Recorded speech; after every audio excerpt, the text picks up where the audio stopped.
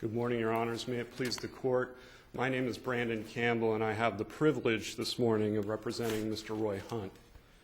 The first argument that I'd like to talk about is the Hobson's choice in this case. The Commonwealth's admission of evidence that Mr. Hunt refused to participate in sex offender therapy. It's my argument that that violated the First and Fifth Amendment and the cognate provisions of the Massachusetts Constitution. And basically, he was faced with a choice of accepting treatment under conditions where he would have to improperly waive his constitutional rights, or, as what happened in this case, he could reject those conditions, and then that is used against him at a commitment trial. Can I ask you this on that? I don't remember where it is, maybe in your brief, quoting the waiver that he needs to sign for treatment, which says, you know, that I understand this can go to the district attorney, it can go to the qualified examiners, it can go to a lot of people, correct? Yes, Your Honor. Here's my question. Yes. If that waiver was limited or took out that it could go to the district attorney, in other words, if there was something, if the waiver did not waive the information going to prosecutorial authorities, would you have the same objection? I'm just trying to see whether your objection is limited to the it is really limited to the idea of conviction. It's not to these other uses of the whatever information he may, you know. There may be ways, Your Honor, that the waiver could be tailored, specifically perhaps if there were language saying expressly that it could not, any disclosures in treatment could not be used in a criminal prosecution. That may well avoid the constitutional issues that we have here. Did he get the Lamb warnings? Well, that waiver it does not show. We're dealing with a time where he's way back in 1993 when he's serving part of his criminal sentence, and then he finishes his sentence, and then he is transferred to the treatment center, and he's held pursuant to the SDP statute. And during those times, we know that caseworkers came to him and offered him treatment, and he refused to participate on those terms. But did he get the Lamb warnings? The Lamb warnings, I believe, from the qualified examiners that looked at him pursuant to the SDP trial, I believe they did give him the Lamb warnings at that time. But there's no Lamb warnings in terms of, do you want to participate in treatment? No. But he does have to read and sign that waiver. He does have to meet and sign that waiver, or he doesn't get in, and that's wherein lies the problem. Well, I take it so in order to sign this waiver without being compelled to essentially give up your right against self-incrimination, are you suggesting that there needs to be a provision that it cannot be used, a provision adequate to satisfy the Fifth Amendment, so it cannot be used in a subsequent proceeding or indirectly used to conduct an investigation? The easiest way to get around all of this is to extend use immunity. Cases are uniform that if that is extended... Full use immunity. Full use immunity. Now, direct and indirect use. Even under the Constitution of the Commonwealth? I believe, yes, Your Honor. Well, that would not... The Constitution of the Commonwealth requires transactional immunity. Right. But I mean, I guess I was thinking about the Carney case, against Springfield, which is that a police officer gets fired for not testifying. I mean, not speaking to his superior about a criminal investigation. And the case suggests that it would have to be transactional immunity.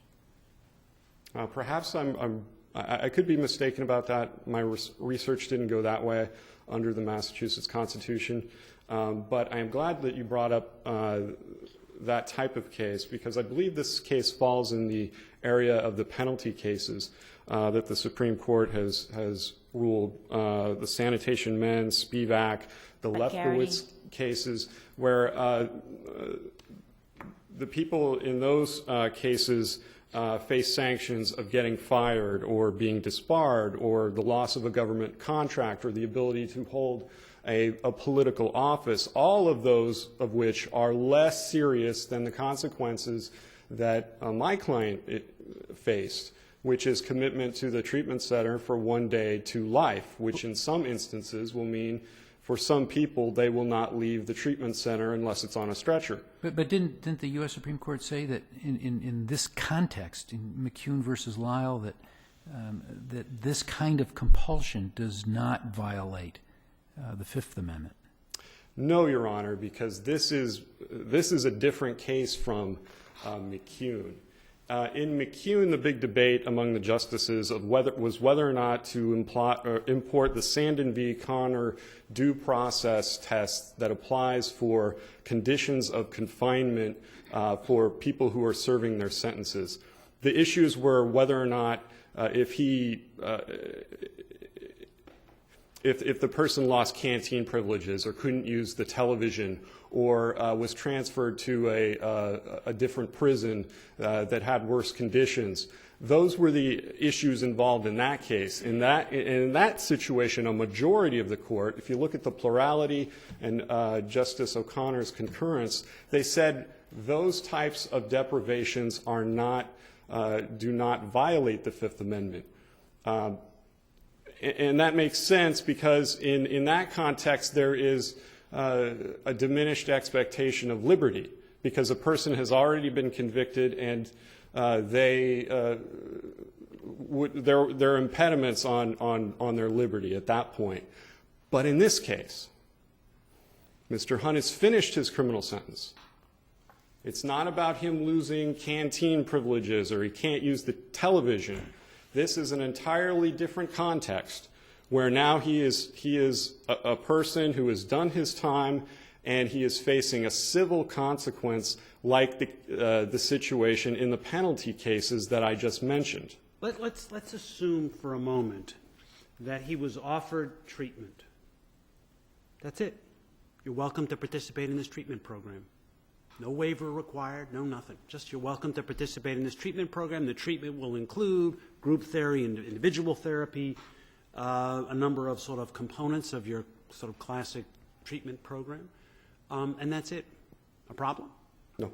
No problem. So, I mean, it may be that what he discloses in the course of that treatment program may be subject to some privileges, maybe not subject to some privileges, but yeah, I think certainly his progress in the treatment program would be available, wouldn't it? He's making progress. He's not making any progress. I think that crosses a line into it's more like the Minnesota v. Murphy Supreme Court case, but obviously that's not the situation here because he couldn't get into treatment without a waiver. He couldn't go into treatment and decide to answer certain questions and not answer certain questions. Where is that? Where do you find that? The waiver document is in here somewhere. Yeah, no, but it says you can't decline to answer questions in treatment. I'm sorry, I didn't see that in the document. Well, it's not. No, it's not in those terms, Your Honor. I think the implication here, though, is that when somebody, okay, so he waives his rights and he goes into treatment. At that point, if they ask him about other offenses, he can't, and he doesn't answer, then they can take that as a demerit against him, or even kick him out. They might take that. We don't know if that would be the case. They could certainly testify to that. Did he testify to that? No, they could certainly testify to that. They could testify that he wouldn't admit da-da-da-da-da-da, right? Yeah, and this court recognized in the Baldwin and Blaisdell cases, in an analogous situation where there's court-ordered psychiatric examinations, that there is a Fifth Amendment privilege because there is going to be probing into his sexual history. And this is not court order. This is voluntary. You can take this treatment program. This is what it will consist of. It is voluntary in that sense, but in the other sense, which is important under the Constitution, he doesn't have a fair choice. He's never offered treatment on fair terms where he can participate without having to waive But you his can rights. only be offered treatment if you get immunity, therefore. I mean, is that right? No, I think what we said a few moments ago, he could be admitted to treatment without any preconditions and then decline to answer questions, specific questions, and that would be a different case. But that is not the case But here. there's nothing in here that says as a term of this treatment, you must tell us about all of your sexual misconduct. I think there are agreements like that in other contexts, but nothing in this agreement that says you have to tell us everything about yourself in order to... It isn't in the record, but I argue, Your Honor, that it's the Commonwealth's burden under this situation.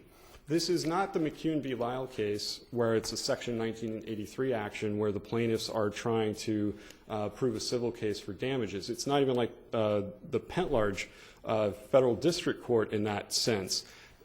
Here, my client validly asserted the privilege, and then the Commonwealth, as the party who's trying to overcome that privilege, must demonstrate that it doesn't apply. And I'd also point the court to the footnote 6 in the Pentlarge decision from the district court. There was a document admitted, the authenticity of which was not disputed, that called for SDPs in treatment to disclose additional sex offenses not on record. So that definitely would I'm violate. sorry, where is that? That's in the In the record of the case? That's in the Pentlarge v. Murphy district court case, the decision by Justice Gertner. It's in the back of my brief. And that's what he was subject to in this case? I think that's inferable, Your Honor, yes. What if we were to say that, there's nothing wrong with this kind of compulsion if certain safeguards were put in place?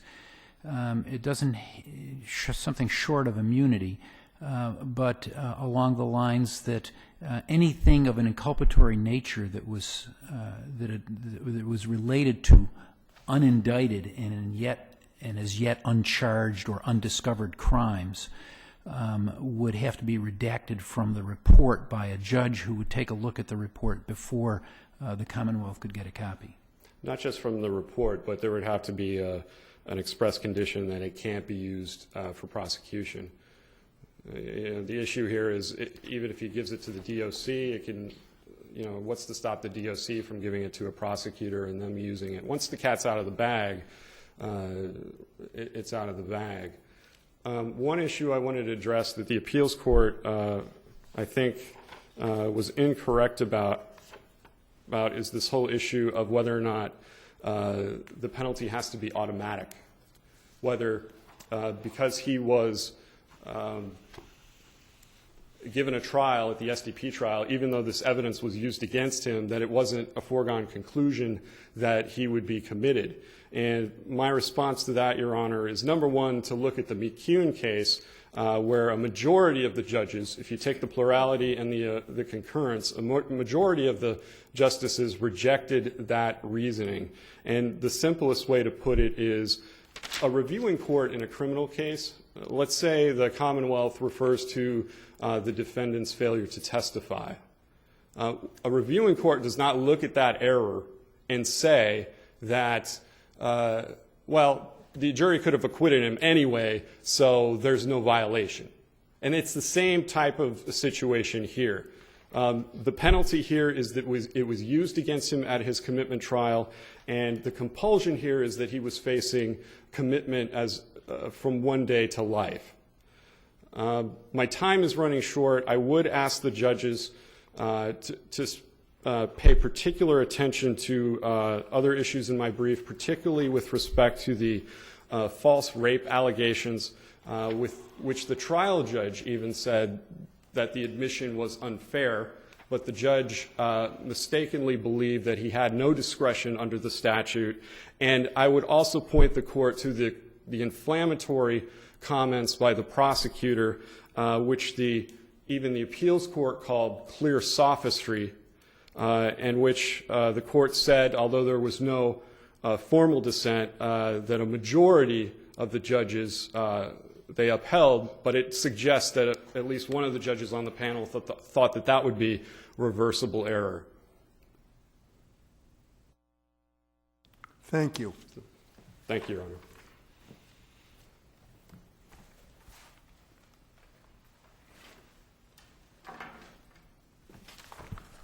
May it please the Court, Assistant District Attorney Christine Kigan, Plymouth District. Commonwealth respectfully... Before we get to the Fifth Amendment issue, Yes. let's speak about that so-called incident report. Was it, in fact, an incident report? What was the incident that was being reported with respect to his fear based on what he said to be the rumor that he'd been involved in a rape? His own statements. Those are his own statements. Okay, but what's the... But you say it's an incident report, and I'm not sure what the incident is that it's reporting. Well, it's part of... well, the incident would be he felt that there was going to be retaliation because there were false rumors that had been spread against him. So he had reported that to the prison officials. So this is a feeling report. It's not an incident report. Well, I mean, the basis of it were the defendant's statements. Correct. It's not so much that there was an incident. And is it your view that any time somebody speaks to a warden that constitutes an incident report, which regardless of whether it's reported to be true, comes into evidence? Well, certainly if it was relevant to his to the prison's security or safety concerns. That wasn't the issue before the court. The court was whether he was dangerous, not whether the prison was dangerous. Right. But the way that it came in was it was elicited during cross-examination of one of the Commonwealth's experts. The defendant put that in. The defendant, I suggest in a misleading fashion, asked one of the experts, well, wasn't he afraid to go out into the general prison context? If anything, the Commonwealth would be prejudiced by that. He wasn't afraid to go out into the general population just because he was afraid. He was afraid because in his own mind there had been some false report regarding a rape. And what bearing does that have as to whether he's dangerous? Well, it wasn't being put in so much as to whether he was dangerous. It was the whole story. So he wanted to be able to put in snippets of an incident report, whether or not this court believes that it was an incident or not. It was called an incident report. It's not the full picture. The jury is entitled to know exactly what that was based on. He wasn't just some frail man who was afraid to go out into the general population. He was afraid because of this false, albeit false, rumor was out there. So are you suggesting that it comes in at sort of the rule of completeness? Well, I didn't argue that in my brief, but certainly, yes, and the Commonwealth would have been prejudiced otherwise. The defendant opened the door, as the judge said. First of all, the trial judge recognized that these reports come in without qualification in their entirety. Second, the judge went further than that because there was a lengthy sidebar. The prosecutor didn't attempt to elicit that on direct for any reason. The defendant opened the door, and I believe the judge's words were that the door is wide open, in his opinion, because the defendant elicited this from an expert. And I suggest that had it not come in, it would have been misleading to the jury. The jury would have not understood the context, and the context is important, after all. The defendant just saying that he's afraid, it was meaningless to the jury. The jury need to get a full understanding of what that incident report was. And there's a statute that allows for these reports to come in their entirety, probably because in their entirety would at least give the jury the best basis to understand what that report was about. But that assumes that we define incident report to be any writing by a prison. Well, in this case, I don't think that there was an objection that this wasn't an incident report. It was that the defendant didn't say it wasn't an incident report. The defendant said that the information contained in there was too prejudicial. And the reports themselves, the reason for this statute, if I might speak to that, is that they are relevant when these experts are making or trying to make an SDP opinion. They need to get the flavor, the background, the context of everything that's going on in the prison setting. And were they to just rely on a report that the defendant was afraid without the full context, their opinion would also lose some of its credence and some of its meaning when they testified before the jury. And that would be misleading during the trial. And again, there is case law that I cited that any kind of redaction in the report would have left the report so riddled with holes that it would be useless. And that was the McCool case that I cited. So what is it turning back to the Fifth Amendment issue, what is a defendant to do with regard to the issue of therapy? If he goes into therapy, he's asked about prior sexual offenses, maybe uncharged. Maybe. If he, well, probably. If he answers them truthfully, then the Commonwealth says he's committed other sexual offenses, he's more dangerous. If he refuses to answer, the Commonwealth says he's not agreed to engage in therapy, he's more dangerous. So what constitutionally is somebody supposed to do under those circumstances?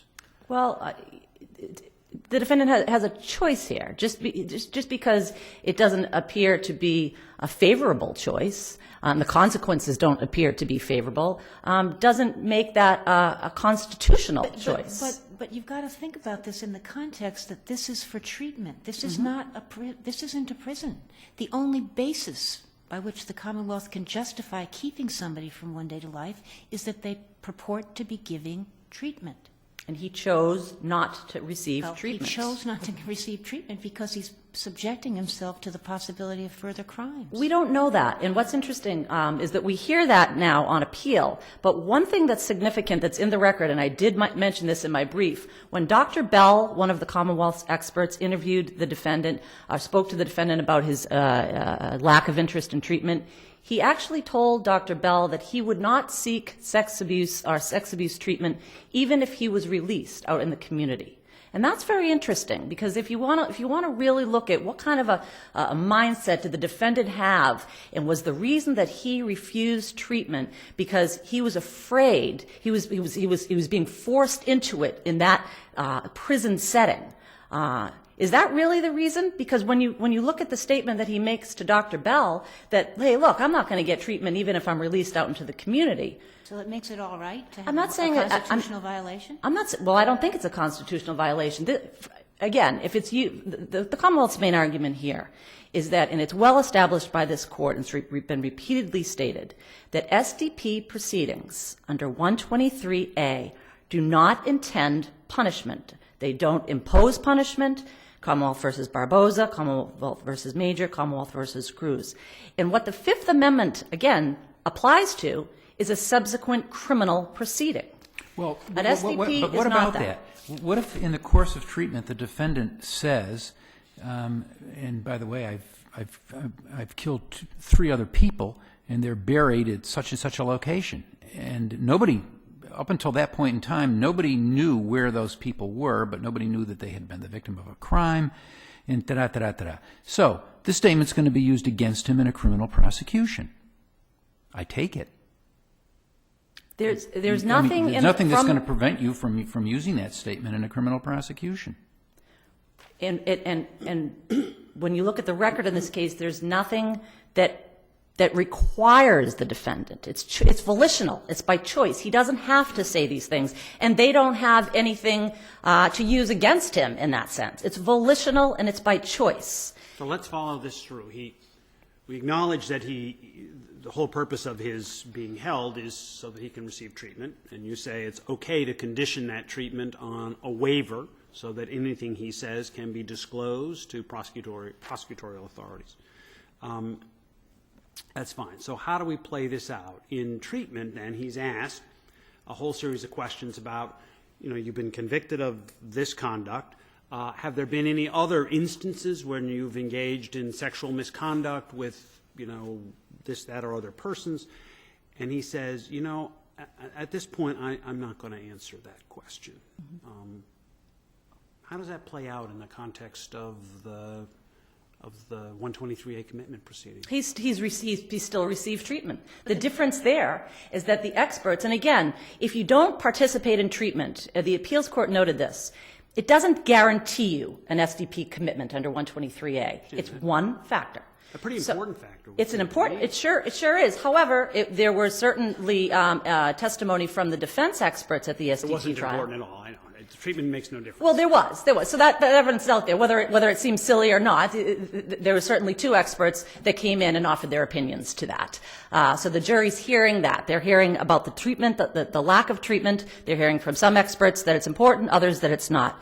Be that as it may, if the defendant had engaged in the treatment and then done, as you say, opted not to answer certain questions, none of the Commonwealth's doctors, or the other doctors for that matter, who deemed treatment, receiving treatment as important, could have testified that he didn't receive treatment. Then he would check that box. He would have received that treatment. But the doctor who was interviewing him, or whoever's offering that treatment, would certainly, the Commonwealth would call and would say, I asked him, had he ever committed any other offenses against 6-year-old boys?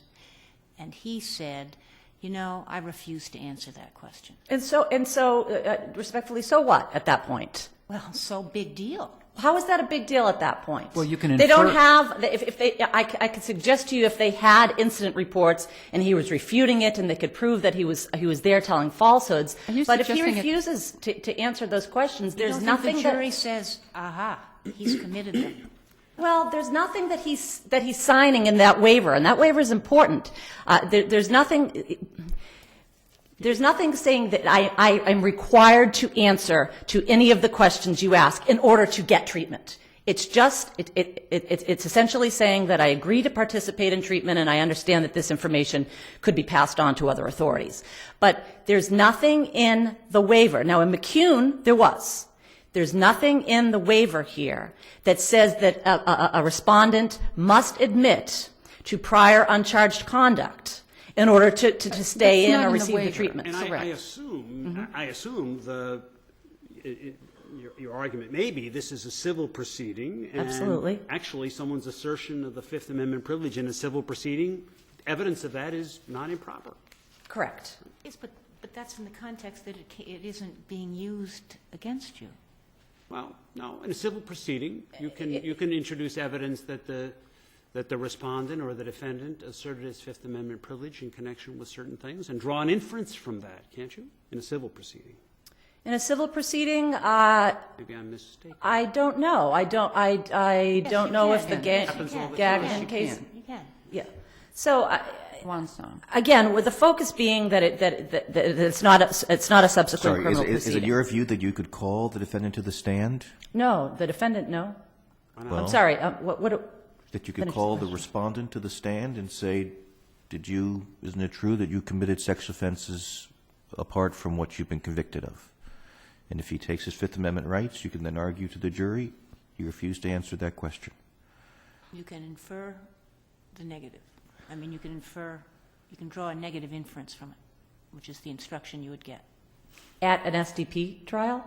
Yeah, and the doctors themselves will say, because of his refusal, we inferred that he committed even more numerous offenses, or more offenses than he's admitted to, which makes him more He's not being dangerous. sufficiently treated because he's not being open enough, so that they can't say that even though he's sitting there, he's actually benefiting from treatment, so they're not going to be able to conclude that. I think that would all be such highly speculative testimony. I mean, I think we're making How people testify in these cases all the time?